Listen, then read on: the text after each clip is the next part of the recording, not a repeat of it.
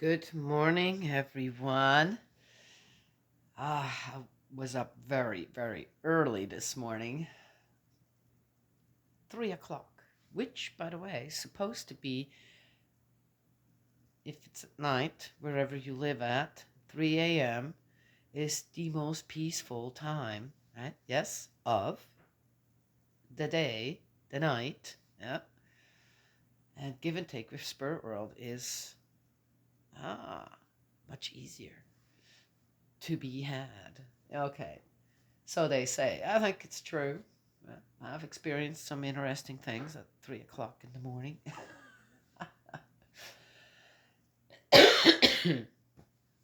Slept great. Slept upstairs in the bed. With my granddaughter. She ended up sleeping with me. Oh, I just love it.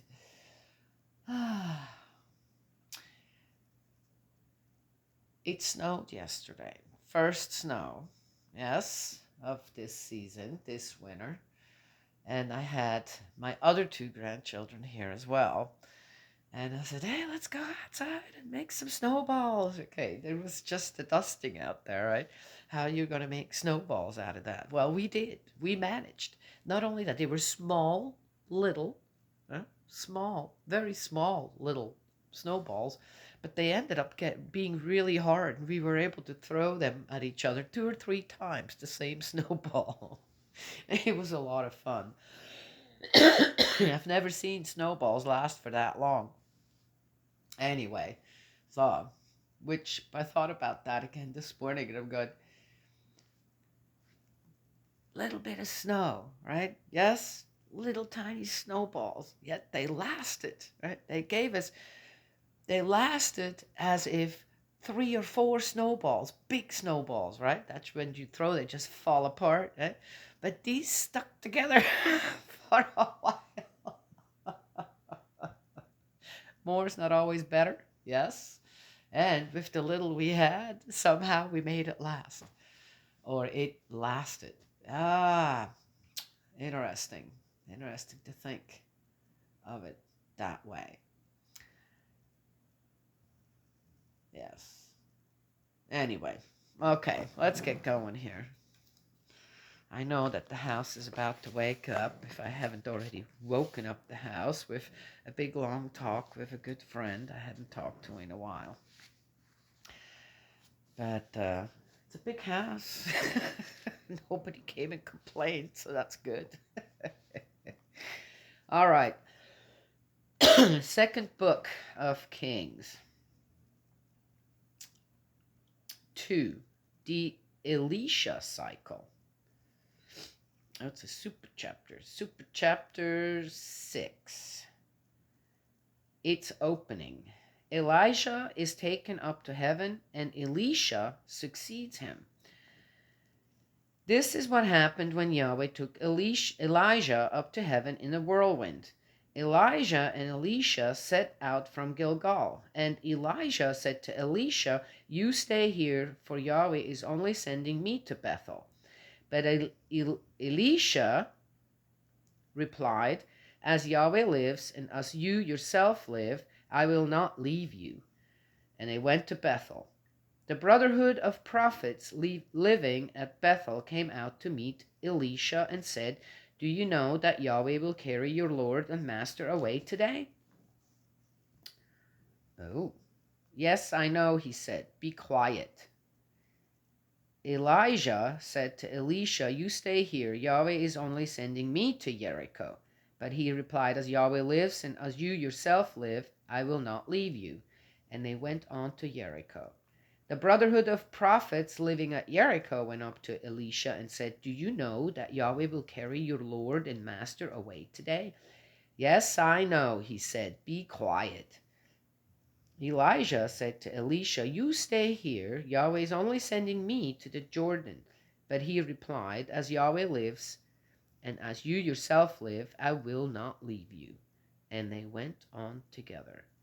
50 of the brotherhood of prophets followed them, halting some distance away as the two of them stood beside the Jordan.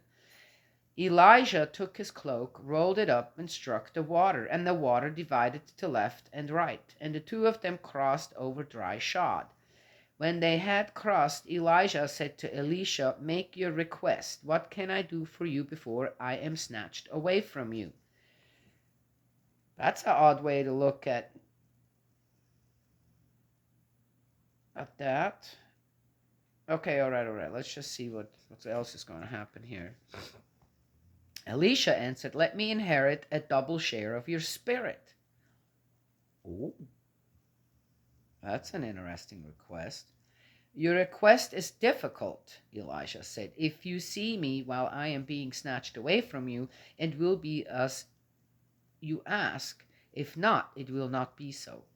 Now, as they walked on, talking as they went, a chariot of fire appeared, and horses of fire coming between the two of them, and Elijah went up to heaven in the whirlwind. Elisha saw it and shouted, my father, chariot of Israel and its chargers." Then he lost sight of him, and taking hold of his own clothes, he tore them in half. He picked up Elijah's cloak, which had fallen, and went back and stood on the bank of the Jordan. He took Elijah's cloak and struck the water. "Where is Yahweh, the God of Elijah?" he cried. As he struck the water, it divided to right and left, and Elijah crossed over. Now, what kind of separation is this again? He took Elijah's cloak and struck the water. "Where is Yahweh, the God of Elijah?" Isn't that also the God of Elisha? I'm not getting stuff like this. Why did I write it down like that? Well, anyway, doesn't matter. It's just a story. I kind of know how this is, where this is going, how it is meant.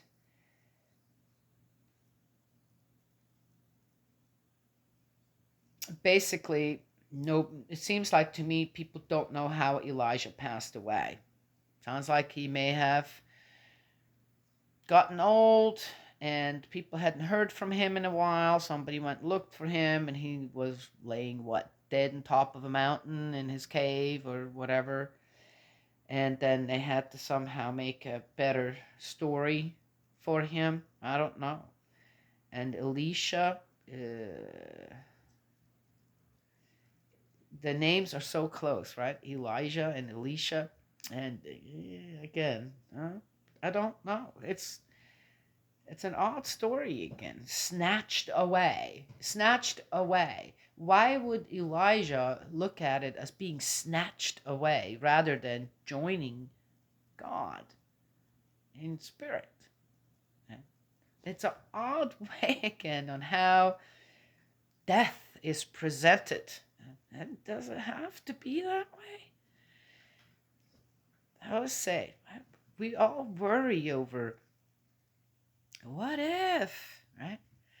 I'm going to have to face losing a real dear loved one.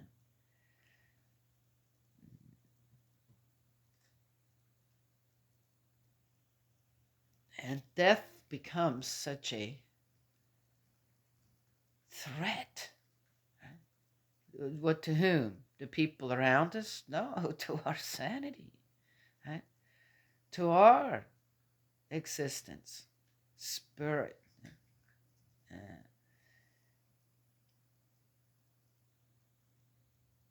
and we're being taught that way. This is teaching us the same thing again, rather than it's God's will, not our will, in a way. And even often there, it's not God's will. It's just as it happens.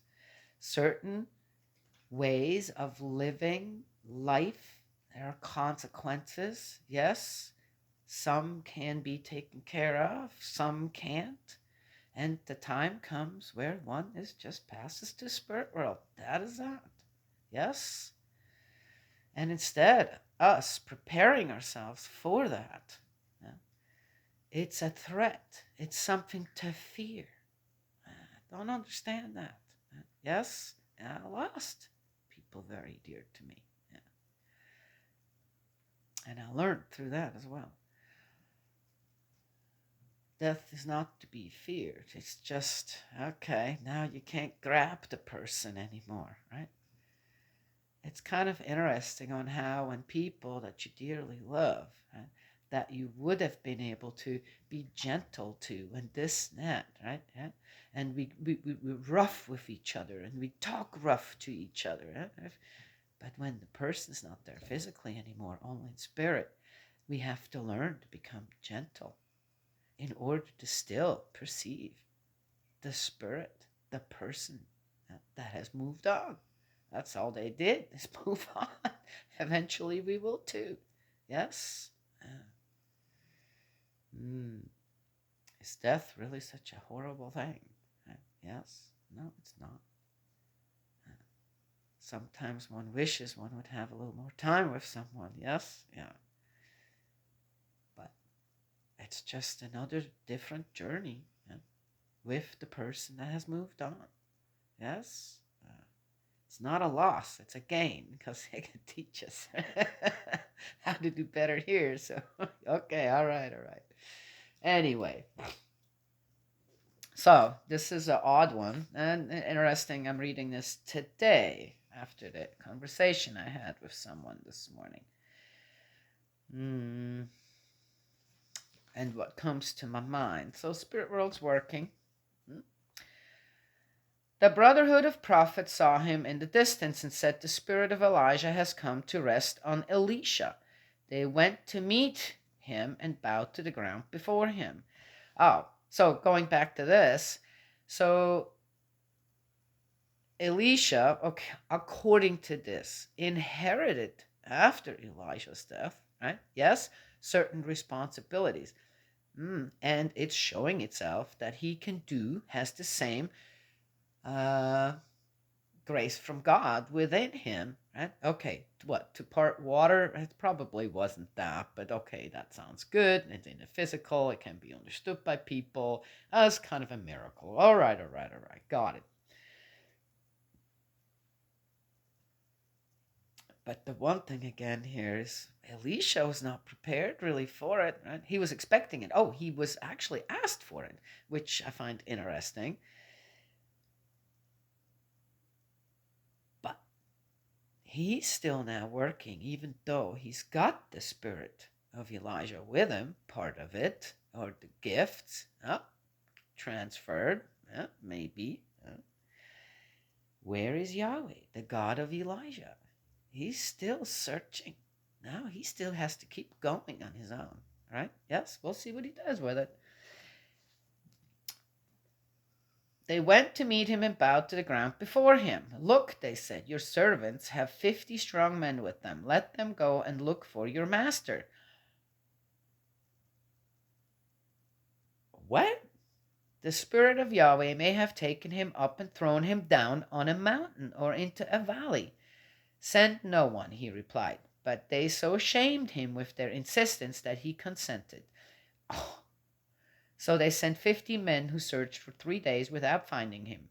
They then came back to Elisha, who had stayed in Jericho.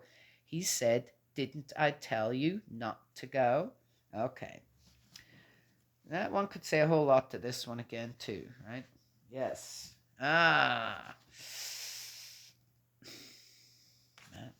He could have just said, "If you want to go, go on." If I'm telling you, don't, right?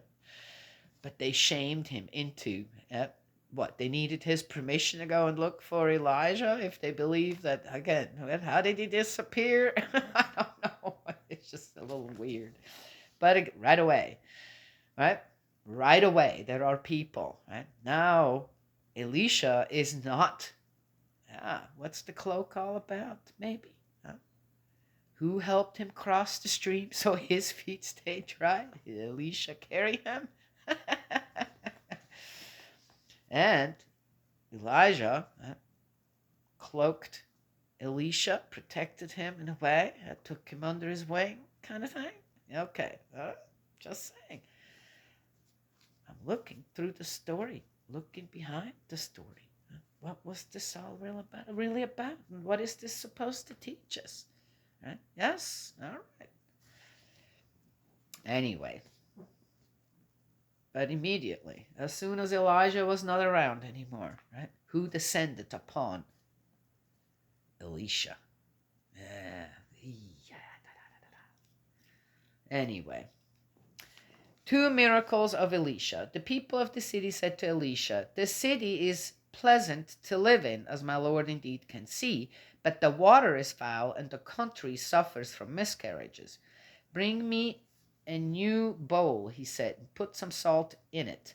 They brought it to him. Then he went to the source of the water, threw salt into it, and said, "Yahweh says this: I make this water wholesome, neither death nor miscarriage shall come from it any more."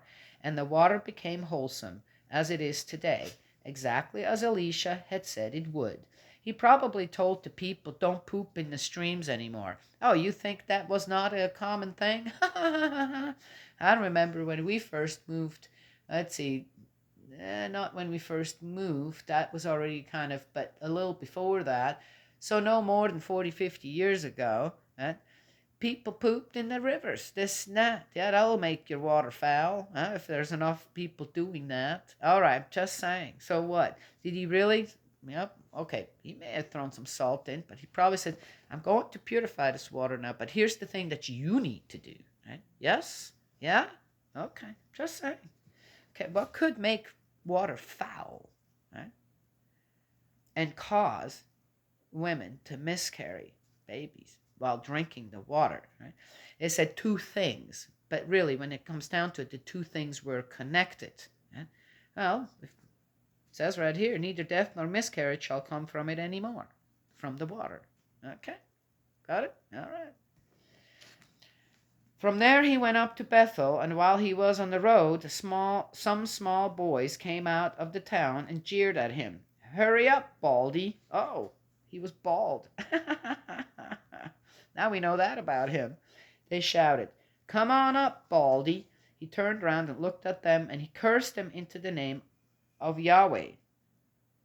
Children. Why would he curse boys? Ooh. And two bears came out of the forest and savaged 42 of the boys. From there he went on to Mount Carmel and then returned to Samaria. Okay, well, it seems like to me what is this last part here? I mean, okay, I guess he put his displeasure somewhere, and okay, because somebody called him a baldy. So instead of teaching, okay, so in one place he did teach. In the other place he goes, "Oh, that made me personally mad." And he does what? Take it out on children? Okay.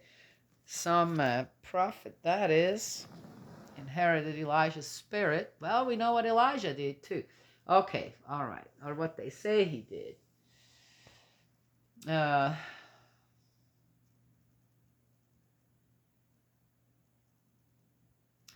I don't think that anyone can be taught through violence. You can force people through violence. You can make them submit. You can, as I said, take them out. People still do that. But you're not teaching them anything. Nothing. Nothing at all. I think that the only thing one can do is just try to convey one's heart to mind, the original mind, and give a God-centered, 100% God-centered view on what it means like to be mankind on earth. Right? Yes. And hopefully, yes, it'll kind of what? Make its way, right, to the hearts of the people, our next generations. The foundations are there. Right? Yes. Well, anyway, that's why we do what we do.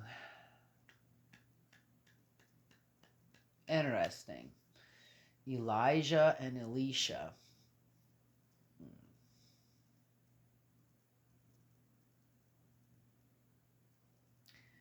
I guess we'll find out more. What an odd part in the Bible, the Old Testament.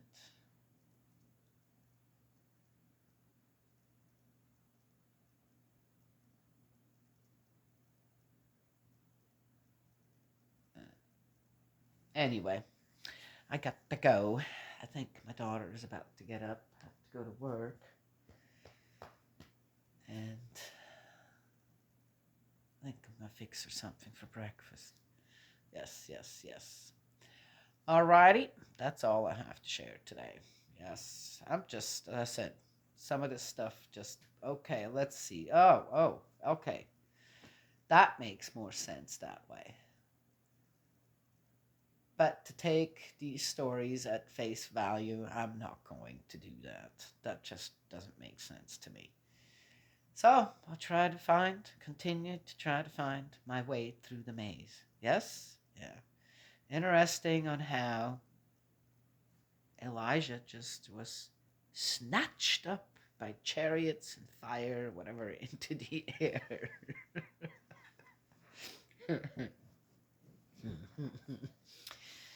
Yeah. Hmm.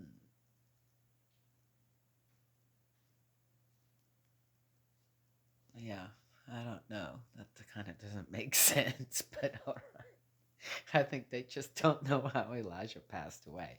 If Elijah ever actually existed, maybe it was Elisha, right? Maybe they're one and the same people. Ah, how can you inherit the spirit of another? The spirit of any person is their own, right? What we share is still a cognizance of spirits, right? From us here in the physical to a spirit that doesn't have a physical body anymore. But as far as taking part of the spirit of another person, that's not possible. Okay. Yeah. Not on the side of goodness. Yeah. All right. I have to say that.